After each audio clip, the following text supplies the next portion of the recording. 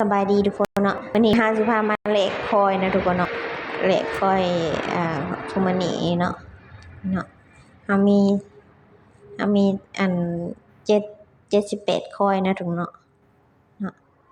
เฮาสามารถแลกคอยได้นะเพราะว่าเฮาได้คอยย้อนหยังย้อนเพราะว่าเฮาจ่ายไปเนาะเฮาจ่ายเฮาค่าใช้จ่ายค่าซื้อออนไลน์ซื้ออิหยังนี่ล่ะเพิ่นก็ให้คอยคืนมาเนาะทุกคนเนาะ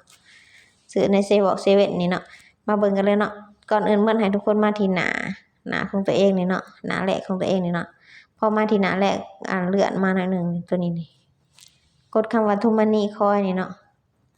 พอกดคำว่า True Money Coin ก็จะเห็นมาหน้านี้เนาะทุกคนเนาะมาหน้าคอยเฮาเนาะทุกคนเนาะเฮาเลื่อนลงมาเนาะ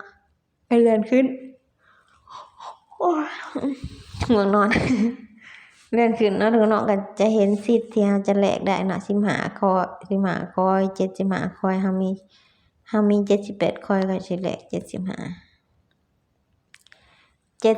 คอยก็ได้รับ5 บาทเนาะทุกคนเนาะ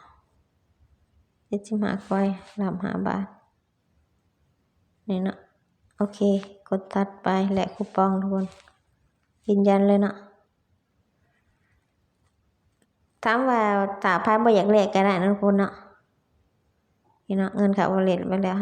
500ถ้าไผบ่อยากแลกก็มาแลกเป็นทองก็ได้ทุกคนเนาะแลกทอง แบบว่าบ่แม่นแลกทองหรอกก็คือว่าเอาคอยเฮาไปแลกกับตัวนี้แลกกับตัวหยังก็สิทธิ์แลกทองแลกอะไรแต่ก่อนมันสิมีนั่นนี่เด้ใส่ว่าแต่บ่มีแล้วบ่เดี๋ยวนี้ปกติเห็นสิทธิ์แลกคอยสิทธิ์แลกทองบ่มีแล้วอันนี้เนาะอันนี้มีหยังบ่มีแล้วตอนนี้นี่เด้สิทธิ์แลกทอง20คอยได้ทอง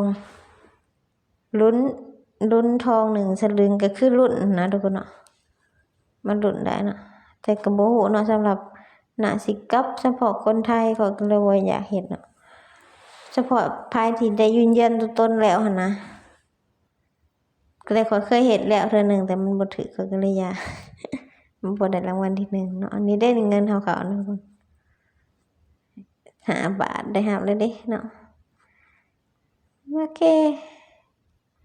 ยังไงก็ตามเนาะฝากกดไลค์กด Subscribe กดติดตามในเด้อสบายดี